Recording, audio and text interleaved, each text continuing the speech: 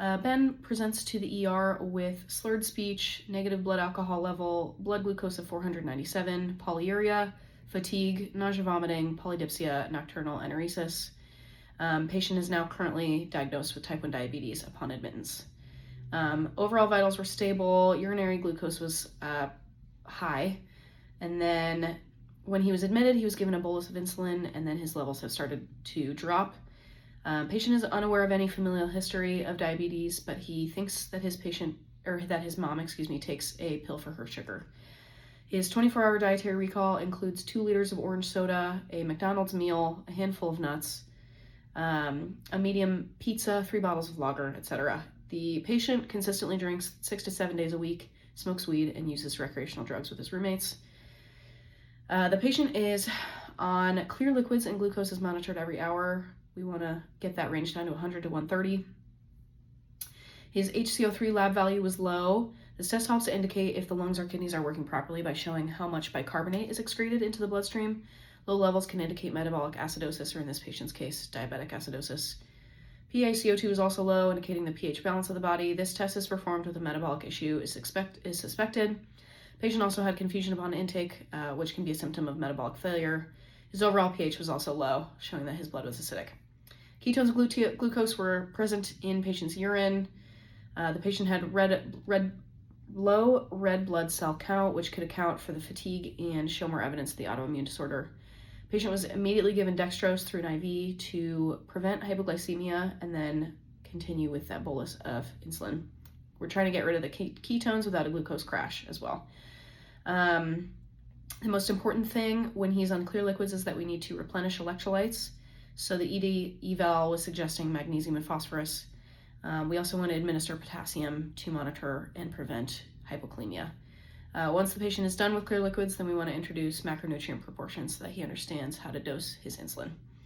The patient is 6 foot, 202 pounds, and has a BMI of 27.4. This is considered overweight.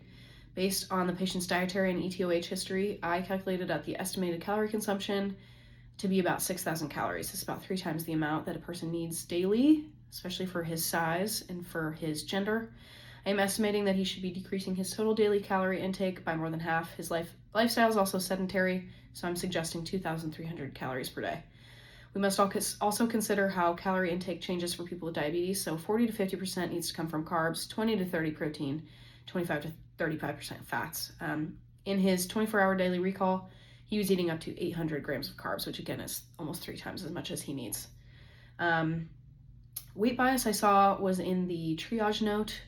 The patient's basic intake was listed, and at the end of that note, the patient was described, and then the line says, and appears dehydrated and probably intoxicated. It seems as though the patient was dismissed immediately based on demeanor and age. This becomes a challenge as well, considering the patient is in overweight category and had other symptoms presented first before the blood work was taken seriously.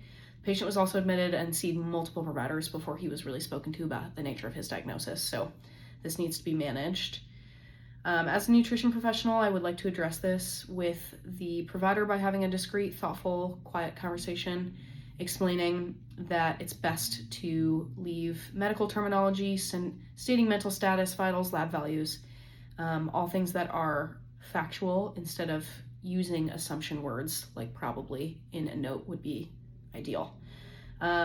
Most importantly for him, to counsel him, I would want to make sure the patient understands that while this is going to impact his life, it is not going to make him uncool because he has to change his diet. He can still drink and eat pizza and hang out with his friends. He just needs to be more thoughtful.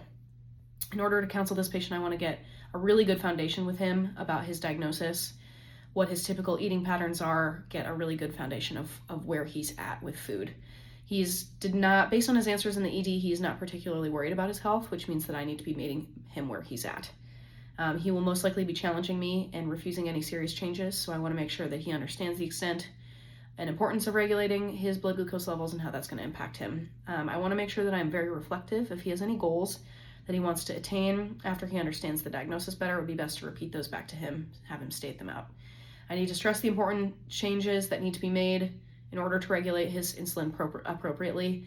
It's also important that this may not be about weight loss for him of any kind, so just allowing him to understand that as he figures out what he wants based on this diagnosis.